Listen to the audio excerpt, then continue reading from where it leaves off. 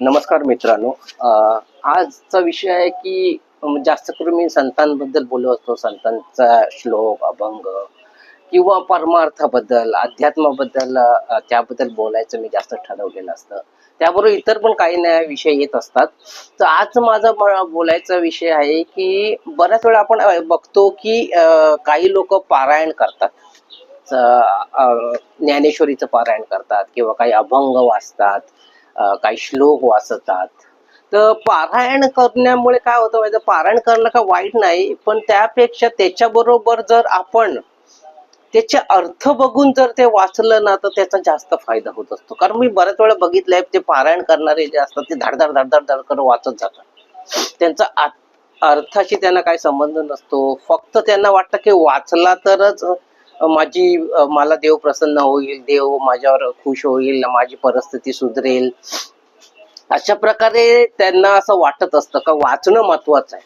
मग ते रोज फक्त तो एक वेळ ठरवलेली त्यांनी असते, सकाळी किंवा संध्याकाळी देवासमोर बसून ते वाचतात. पण नुसत्या वाचनाने काय वाचन म्हणजे जे पारायण, ह्याला बोलेल मी. पारायण बरोबर तुम्ही त्यापेक्षा पारायण म्हणजे काय, तुम्ही वाचत जाता बरोबर, पण त्याचे तुमचं लक्ष नसतं.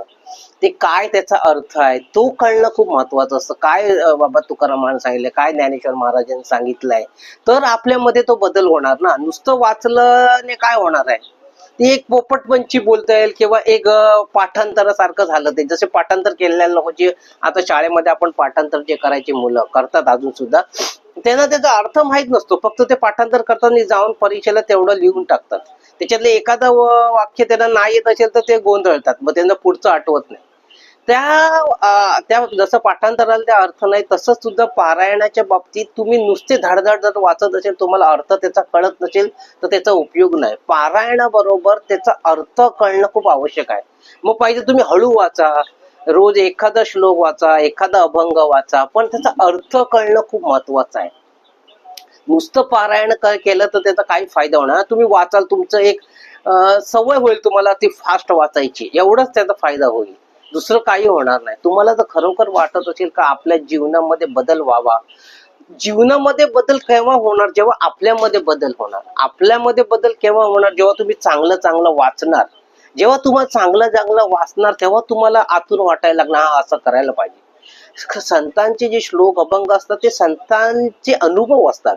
त्यांनी काय केलं त्यांच्या आयुष्यात, मग त्यांच्यामध्ये हळूहळू कसा बदल होत गेला, त्यांना देवाने दर्शन कसं दिलं, देवाने दर्शन काय त्यांना सहज दिलेलं नसतं, त्यासाठी त्यांनी काय काय केलं हे सगळं त्या अभंगामध्ये असतात. खरा देव म्हणजे काय आहे, देवाची पूजा भक्ती कशी करावी, हे सगळं त्या अभंगामधून श्लोकामधून दिलेलं असतं. त्यांनी त्या काळात त्यांचं पूर्ण आयुष्य त्यांनी लोकांचं परीक्षण केलेलं असतं. त्यांना लोक सुखी होण्यासाठी काय करायला पाहिजे हे त्या अभंगातून श्लोकातून त्यांनी लिहिलेलं असतं. पण लोक काय करतात, खरं म्हणजे लोकांनी सुखी होईल ही इच्छा संतांची असते, म्हणून ते अभंग रचतात, श्लोक रचतात. पण आपण ते नुसते वाचन करत जातो, फाडफाड फाडफाड धाडधाड असे ह्या वाचनाला काही अर्थ उरत नाही. आपल्याला अर्थ कळला पाहिजे ना. त्याचा अर्थ जेव्हा कळणार तेव्हा आपल्याला वाटणार, आतूनच वाटणार, हा असं आपण वागायला पाहिजे.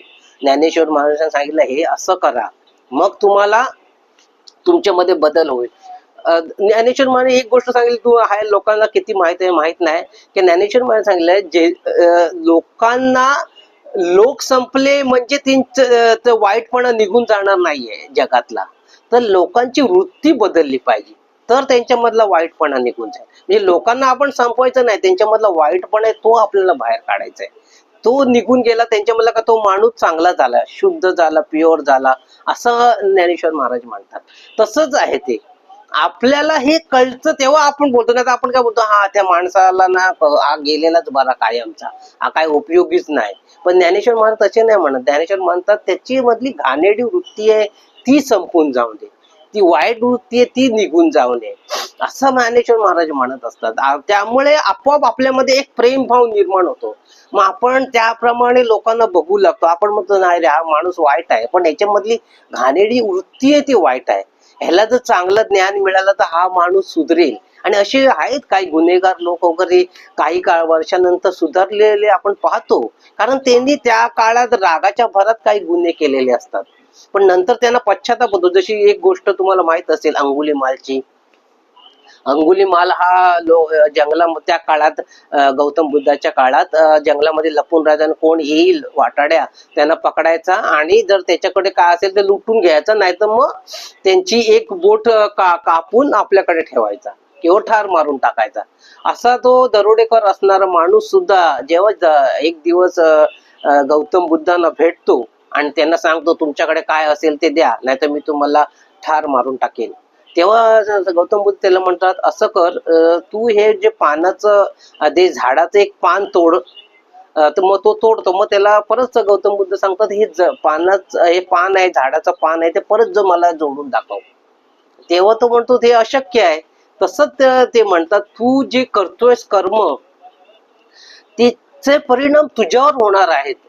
बऱ्याच वेळा तू म्हणतोस की माझ्या बायका मुलांसाठी मी हे सगळं करतो आहे, तसंच ते बायका मुलांना त्याचा परिणाम होणार नाही. तो परिणाम त्या वाईट कर्माचा फक्त तुझ्यावरच होणार आहे. आणि मग गौतम बुद्ध त्याला जा तुझ्या घरच्यांना विचारून ये तुझ्या पापामध्ये ते सहभागी होऊ शकतात काय. मग तो जातो, त्यांना विचारतो आणि त्यावेळी कोणीच त्याच्या पापात सहभागी होत नाही. तेव्हा त्याला ज्ञान मिळतं. मग असं माणसामध्ये बदल घडला पाहिजे.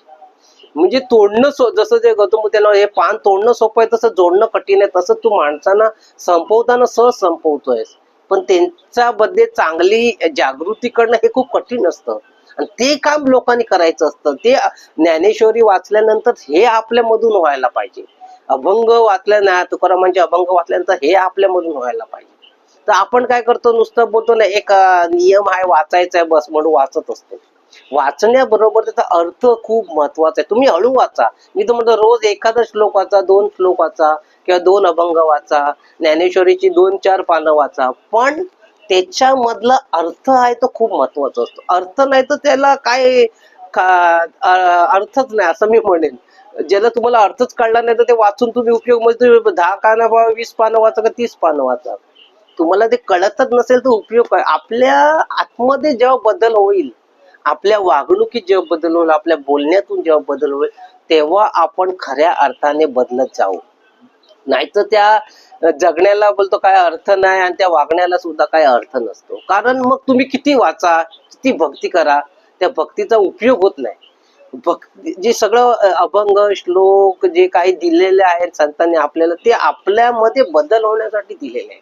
ते आपण नुसतं वाचायला त्यांनी दिलेलं नाही, वाचा आणि मग आहे तसंच आपलं चालू, त्याला काही अर्थ नसतो. जसे आपण आता मोबाईल मध्ये खूप सुविचार आपण वाचत असतो, कोण ना कोण आपल्याला पाठवतो, आपण वाचतो आणि विसरून जातो. मग त्या मोबाईलच्या सुविचारांना काय अर्थ आहे ना, त्या काय उपयोग त्याचा वाचून तरी. जर तो सुविचार आपण आपल्यामध्ये उतरवत नसू तर त्याचा काहीच उपयोग नाही ना. आपल्यामध्ये उतरवणं खूप महत्वाचं आहे. जेव्हा ते विचार, ते ज्ञान संतांनी दिलेलं जेव्हा आपल्यामध्ये उतरेल, तेव्हा खऱ्या अर्थाने आपण त्यांची खरी भक्ती केली असं मी म्हणेन. त्या भक्तीला खरा अर्थ येईल. कारण बदलणं हे तर महत्वाचं असतं ना. आता बरेच असे संत जसं वाल्या कोळी आपण म्हणतो, तो सुद्धा दरोडेखोरच होता ना. पण जसं त्यांनी साधना केली, अभ्यास केला अध्यात्माचा, तेव्हा तो बदलत गेला ना. ते बदलणं महत्वाचं असतं. आपण सुद्धा जरा जरा गोष्टीवर भांडत असतो, लोकांना शिव्या गाळी करत असतो, दुसऱ्याचं वाईट चिंतत असतो, ह्याचं वाटोळं होणे, राग राग करत असतो.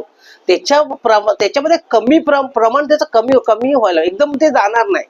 नैसर्गिकरित्या एकदम जाणं खूप कठीण आहे. फक्त ते संतांच्या बाबतीत घडू शकतं, सामान्य माणसाच्या बाबतीत घडू शकत नाही. पण जे प्रमाण कमी होणं एवढं तरी झालं तरी खूप झालं ना. बाबा दुसऱ्याला त्रास देऊ नये, त्याला पण जगण्याचा अधिकार आहे, दुसऱ्याला फसवू नये, प्रामाणिकपणा आपला वाढला पाहिजे. एवढं झाले तरी खूप झालं, तरी सुख समाधान शांती आपल्या जीवनात येऊ शकते.